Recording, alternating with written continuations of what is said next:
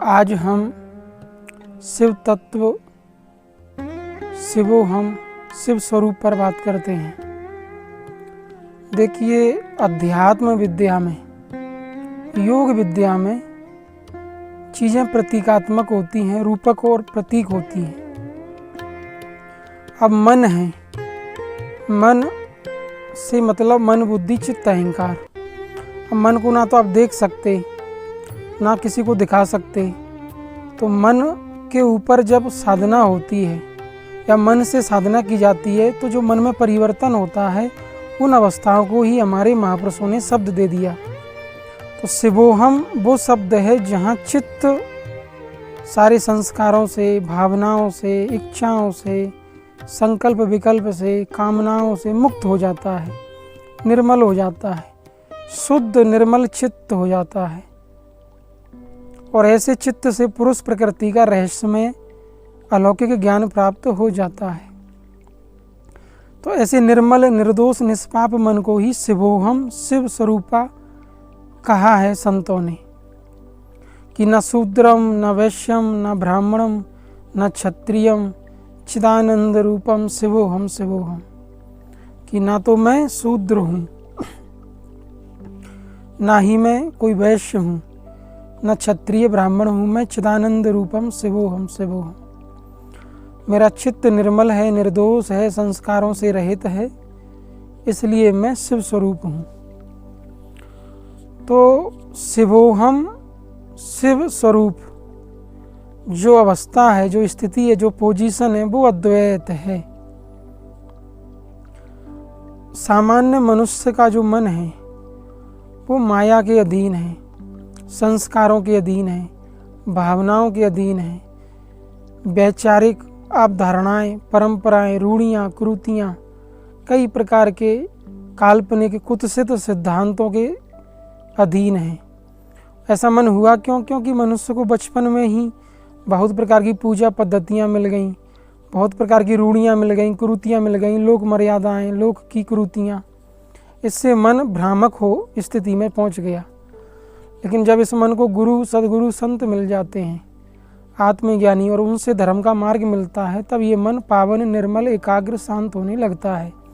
यदि साधक सदगुरु के मार्ग पर चले तो, साधना करे तो, और साधना करते हुए मुक्ति प्राप्त कर ले। धर्म बहुत सहज है, साफ सुथरा है। यहाँ कोई पाखंड, आडंबर, दिखावे की कोई ज़रूरत नहीं है। धर्म तो एकदम साफ सुथरा मार्ग है। जैसे कबीर साहब कहते हैं, सच्चा साफ अमीरी रास्ता, सच्चे साहिब सूरों का। ये तो महापुरुषों का, सत्पुरुषों का मार्ग है, साफ सुथरा है। यहाँ किसी आडंबर, पाखंड, अंधविश्वास के लिए कोई स्थान नहीं। चित्त निर्मल होता है तो आनंदित होता है, प्रफुल्लित होता है, प्रसन्न होता है। इसलिए योग दर्शन का एक सूत्र कहता है, मंत्र, तप, औषधि, समाधि, सिद्धिया।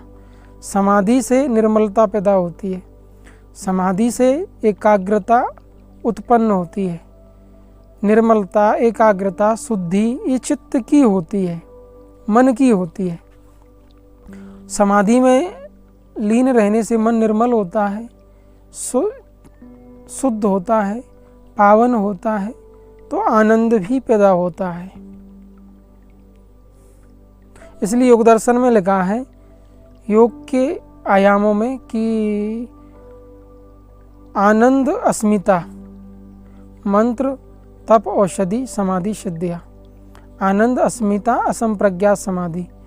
कि समाधि आनंद को पैदा करती है, शिवत्व को पैदा करती है, शिवत्व का निर्माण करती है। जब आप शिव की पूजा करते हो, शिवत्व को पूजते हो, उपासना करते हो, तो आप मुक्ति की ओर जा रहे हो। क्योंकि मुक्ति ही शिव है, शिवत्व है। पूर्ण अद्वैत परमात्मा ही शिव है, परमात्मा ही शिव है, शिव ही मुक्त है। इसलिए कहते हैं सत्यम शिवम सुंदरम, कि जो सत्य है, सत्य का मतलब जिसमें परिवर्तन नहीं, चेंजिंग नहीं, जो नश्वर नहीं, जिसका विनाश नहीं हो सकता, वही सत्य है। जो सत्य है वही शिव है, और शिव ही सुंदर है। तो वो परमात्मा ही अजर अमर अविनाशी शाश्वत सनातन शिवत्व है। अब परमात्मा को ही ब्रह्म कहते हैं, परमात्मा को ही आत्मा, शिव, शून्य, अद्वैत, ईश्वर, पार ब्रह्म, अपर ब्रह्म। तो उस मुक्त अवस्था, उस पोजीशन को ही इतने सारे शब्द दे दिए। असल में वो आपके मन की पूर्ण चैतन्य मुक्त अवस्था है। गुरु ने साधना की मुक्ति पाली, वो शिव स्वरूप हो गया। शिष्य उसकी शरण में गया, उसने भी साधना किया, ध्यान किया, साधना को समझा, सीखा, मेहनत की, पुरुषार्थ किया, परिश्रम किया और मुक्ति पाली, वो भी शिव स्वरूप हो गया। अब इसी अवस्था को अहम ब्रह्मास्मि सोहम तत्वमसि कहते हैं कि जो महापुरुष हैं वो ब्रह्म स्वरूप हैं, ब्रह्म भाव में स्थित हैं, अहम ब्रह्मास्मि। और साधक भी साधना करके उसी तत्व, उसी भाव, उसी स्थिति में पहुंच गया तो सोहम तत्वमसि, वो भी ब्रह्म स्वरूप हो गया। तो गुरु का काम शिष्य को मुक्ति देना है, मोक्ष देना है। पैसा कमाना है, व्यवसाय करना है, धन कमाना है, महल बनाना है, व्यवस्थाएं बनानी है, भोग भोगना है, ये इसके लिए पूरा संसार है। सद्गुरु और धर्म तो मुक्ति के लिए हैं। यदि आपको आनंद, शांति, मुक्ति चाहिए तो आप धर्म को समझो, सद्गुरु की शरण में जाओ, साधना करो। अन्यथा भोग विलास के लिए तो 84 लाख योनियाँ भी हैं। 84 लाख योनि में सभी जीव भोग विलास करते हैं, सब नंगे घूम रहे हैं पृथ्वी पर। पेड़ पौधे, पशु पक्षी वस्त्र नहीं पहनते, वस्त्र तो तुम पहनते हो। मर्यादा, अनुशासन, सभ्यता, संस्कृति, आदर्शवाद, शिक्षा, सब कुछ तुम्हारे जीवन को उत्कर्ष, आधुनिक और चैतन्य बनाने के लिए है। मनुष्य के लिए देखिए संगीत है, अध्यात्म है, योग है, ध्यान है, शिक्षा है, सब कुछ है। जानवरों के लिए कहाँ है? तो शिव कोई व्यक्ति नहीं है, कोई मूर्ति नहीं है, कोई स्थान नहीं है, कोई आकृति नहीं है। वो पूर्ण निकरी हुई चैतन्य चेतना है, सुप्रीम कॉन्शियसनेस। शिवोहम शिवोहम शिवो स्वरूपोहम, कि अपने स्वरूप की, अपने ब्रह्म स्वरूप की स्मृति, अपने ब्रह्म स्वरूप का चिंतन और अपने ब्रह्म स्वरूप में स्थिति ही शिवोहम शिव स्वरूपा है। जो ब्रह्म स्वरूप में स्थित है, ब्रह्म स्वरूप हो जान गया, ब्रह्म लय विलय और ब्रह्मनिष्ठ हो गया, वही शिव स्वरूप है। अध्यात्म के अपने शब्द कोश होते हैं, उनके अपने अर्थ होते हैं। शब्दों के अर्थ और उनके आशय भी आध्यात्मिक यौगिक होते हैं। यदि आपको यौगिक विद्या नहीं आती, अध्यात्म विद्या नहीं आती, तो आप शब्दों के गलत अर्थ ले लेते हो, गलत आशय ले लेते हो और भटक जाते हो।